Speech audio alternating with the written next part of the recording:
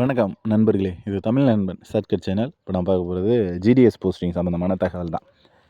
அதாவது இப்போ ஜிடிஎஸ் அப்படின்றது போஸ்ட் ஆஃபீஸ் ரெக்யூர்மெண்ட் அப்படின்னு சொல்லுவாங்க. ஸோ போஸ்ட் ஆஃபீஸ்லேருந்து ஜிடிஎஸ் பணியிடங்களுக்கான அறிவிப்பு அப்படின்றது கொடுத்துருக்காங்க. மொத்தமாக பார்த்தீங்க அப்படின்னா 21,413 காலி பணியிடங்கள் அப்படின்றது வந்து கொடுத்துருக்காங்க. அதாவது இது வந்து தமிழகத்துக்கு மட்டும் கிடையாது, இந்தியா முழுமைக்கும் இருக்கக்கூடிய காலி பணியிடங்கள். ஏன்னா போஸ்ட் ஆஃபீஸ் அப்படிங்கிறது முழுக்க முழுக்க சென்ட்ரல் கவர்மெண்ட்டோட பதவி.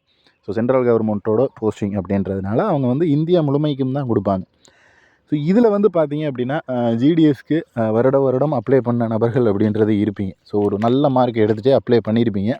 பட் என்ன அதில் தப்பு பண்ணியிருப்பீங்க அப்படின்னா, எங்கே வந்து ஹைலி காம்படிஷன் இருக்கோ அந்த இடத்துல அப்ளை பண்ணிவிட்டு நான் நிறைய மார்க் வச்சுருக்கேன், எனக்கு கிடைக்கல அப்படின்ற மாதிரியான ஒரு பிம்பத்தில் வந்து இருப்பீங்க. பட் ஒரு நல்ல மார்க், அதாவது இதற்கு முன்னாடி தேர்வுகளில் கூட ஒரு சிலருக்கு ஒரு சில இடங்களில் கொஞ்சம் குறைவான மதிப்பெண்கள் இருந்தாலுமே ஒரு 300, அதாவது 400க்கு கீழே இருக்கிற நபர்களுமே ஒரு சில இடங்களில், அதாவது பர்டிகுலராக சொல்லணும் அப்படின்னா ஒரு சில இடங்களில் மட்டும்தான், அக்யூரேட்டாக எல்லா இடத்துலையுமே 300க்கு அந்த 400க்கு கீழே 1, 2 குறைஞ்சவங்களுக்கு கூட கிடச்சிருக்கு அப்படின்னா அது வந்துட்டு அவங்க பர்டிகுலராக அந்த பிளேஸ் பார்த்து கரெக்டாக எந்த பிளேஸ்க்கு அப்ளை பண்ணலாம், எங்கே வந்து வேக்கண்ட் இதாக இருக்குது, அங்கே வந்து எங்கே காம்படிஷன் இருக்காது அப்படின்றத பார்த்துட்டு அவங்க போடுறவங்க. அப்படி போடுறவங்களுக்கு தான் கிடைக்கிது. ஓகேவா? ஸோ நீங்கள் வந்துட்டு எல்லா கம்ஃபர்ட் ஜோனுமே எதிர்பார்த்து, அதாவது என் ஊருக்கு பக்கத்தில் இருக்கணும், ப்ளஸ் ஆல்ரெடி அங்கே போஸ்ட் ஆஃபீஸ் இருக்கணும் அப்படின்ற மாதிரியெல்லாம் போட்டிங்க அப்படின்னா கண்டிப்பாக கிடைக்காது. அது வந்து கஷ்டம் தான். ஏன்னா 480, 70, அதாவது 470 எடுத்தவங்களுக்குமே 60, 70 எடுத்தவங்களுக்கும் கிடைக்காம இருந்திருக்கு. 420, 410 இந்த ரேஞ்சில் எடுத்தவங்களுக்கும் கிடைச்சிருக்கு. ஸோ அதனால் வந்துட்டு நம்ம அது எந்த இடத்த பார்த்து சூஸ் பண்ணி, அதாவது போஸ்ட் ஆஃபீஸே அங்கே இருக்காது, நம்ம போயிட்டு அங்கே ஒரு பில்டிங் வாடகைக்கு எடுத்து ரன் பண்ணுற மாதிரி இருக்கும். ஸோ அந்த மாதிரி ஊர்களில் காம்படிஷன் அப்படின்றது மிக மிக குறைவு தான். அதை பார்த்து நம்ம வந்து அப்ளை பண்ணணும். பார்த்து கரெக்டாக சூஸ் பண்ணி அப்ளை பண்ணணும் அப்படின்னா கண்டிப்பாக 100% கிடைக்கிறதுக்கான வாய்ப்புகள் இருக்குது. ஸோ அதே போல் இதுக்கு வந்து எத்தனை மார்க் வரையும் இருந்தால் அப்ளை பண்ணலாம் அப்படின்னா, ஒரு 400+, அது வந்து தாராளமாக அப்ளை பண்ணலாம். ஏன்னா நமக்கு வந்து கிடைக்கல, அதை தாண்டி நம்ம ஒரு ட்ரை அப்படிங்கிறது பண்ணலாம். ஸோ அதனால் ஒரு 400+ அப்படிங்கிறது அப்ளை பண்ணலாம். அதை தாண்டி ஒரு 350க்கு மேலே இருக்குது அப்படின்னா நீங்களும் வந்துட்டு தாராளமாக அப்ளை பண்ணலாம். என்ன அப்படின்னா 350க்கு மேலே 99% வந்து கிடைக்காது. பட் அந்த 1% கிடைக்கிறதுக்கான வாய்ப்பு அப்படின்றது இருக்குது.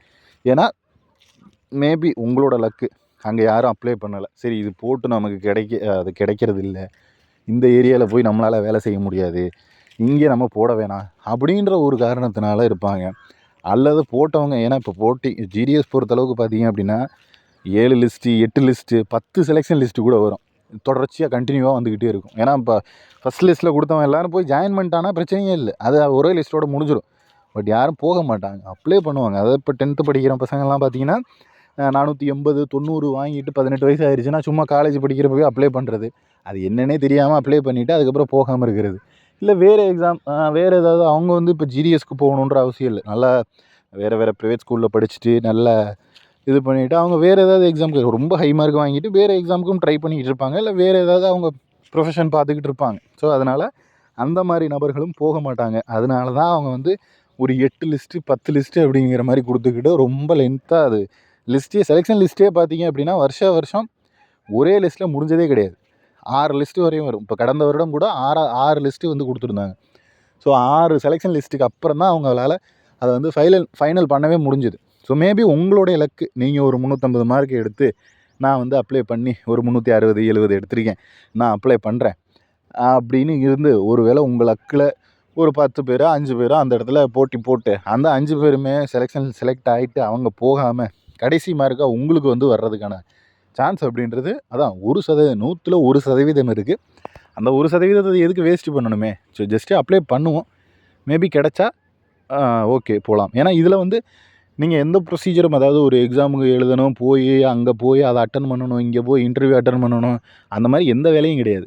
ஆன்லைனில் அப்ளை பண்ணுறீங்க, அப்ளை பண்ணிவிட்டு நீங்கள் பாட்டுக்கு இருக்கீங்க, செலெக்ஷனில் உங்கள் பேர் வந்தால் செலக்ட் ஆகிட்டு வேலைக்கு போக போகிறீங்க, வரலைன்னா வேறு வேலையை பார்க்க போகிறீங்க, அவ்வளோதான். நீங்கள் அப்ளை பண்ணுறது மட்டும்தான் உங்களுடைய மிகப்பெரிய வேலை. அதுவும் வந்து நம்மளே அப்ளை பண்ணியும் கொடுத்துட்றோம் அப்படின்றதையும் தெரிஞ்சுக்கிங்க. ஸோ அதனால் முடிஞ்ச வரைக்கும் அப்ளிகேஷன் போடுறத தயவு செஞ்சு தவிர்க்காதீங்க. அதே போல் கடைசி நேரத்தில் நான் அப்ளிகேஷன் போடுறேன் அப்படின்னா இப்போயே பண்ணிடுங்க. அதை விட நான் கடைசி நாளில் எடுத்துக்கிட்டு போய் கடைசியில் தான் நான் பண்ணுவேன் அப்படின்னா கண்டிப்பாக வந்து அது மிகப்பெரிய ஒரு முட்டாள்தனம். ஏன்னா கடைசி நேரத்தில் எல்லாருமே அப்ளை பண்ணுவாங்க. இன்னொரு விஷயம், நீங்கள் வந்து ஒரே மார்க்கில் இருக்கீங்க அப்படின்னா, அதாவது இப்போ நீங்கள் ஒரு 400, இன்னொரு பையன் ஒரு 400. ஸோ இந்த 400 2 பேரில் யாரை செலக்ட் பண்ணுவாங்க அப்படின்னா, அப்புறம் அதில் வந்து நிறைய இது இருக்குங்க. அதாவது அது சொல்லணும்னா சொல்லிக்கிட்டே இருக்கலாம். ஒரு அரை மணி நேரம் கூட பேசலாம். அவ்வளோ இருக்குது என்னென்ன பார்ப்பாங்க அப்படின்றத.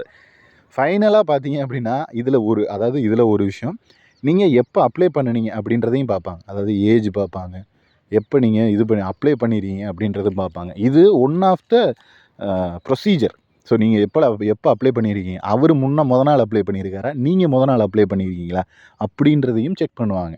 ஸோ அந்த செக்கிங்கில் உங்களுக்கு வந்து மொதல் நாள் வந்திருக்கு அப்படின்னா மேபி செலக்ட். அதாவது மார்க் ஒன்றாய், வயசு ஒன்றாய், எல்லாமே அவங்க செக் பண்ணுற எல்லாமே கம்யூனிட்டி பேசிஸ் எல்லாமே சேமாக இருக்குது அப்படின்னா கடைசியாக தான் நீங்கள் எப்போ அப்ளை பண்ணினீங்க அப்படின்றத பார்ப்பாங்க.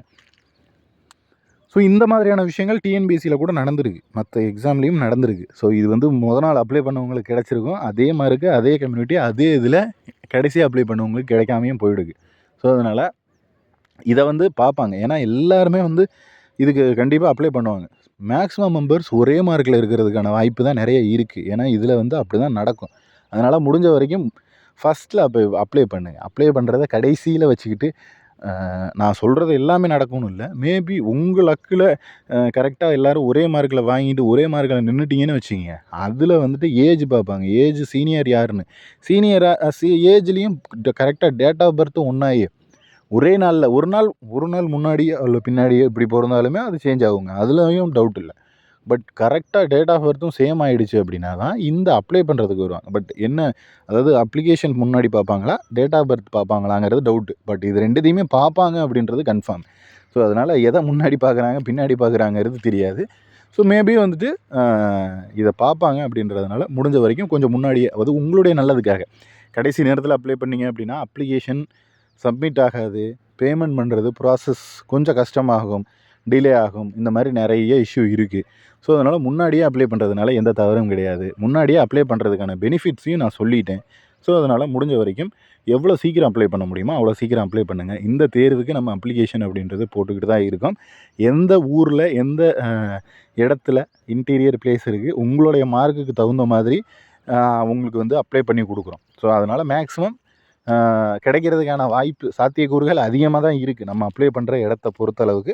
ஸோ அதனால் அப்ளை பண்ணணும் அப்படின்னு நினைக்கிறவங்க இங்கே டிஸ்பிளேயில் தெரிகிற காண்டாக்ட் நம்பருக்கு கால் பண்ணிவிட்டோ அல்லது வாட்ஸ்அப் மூலிமா மெசேஜ் பண்ணிவிட்டோ நீங்கள் தாராளமாக அப்ளிகேஷன் அப்படின்றத போட்டுக்கலாம்.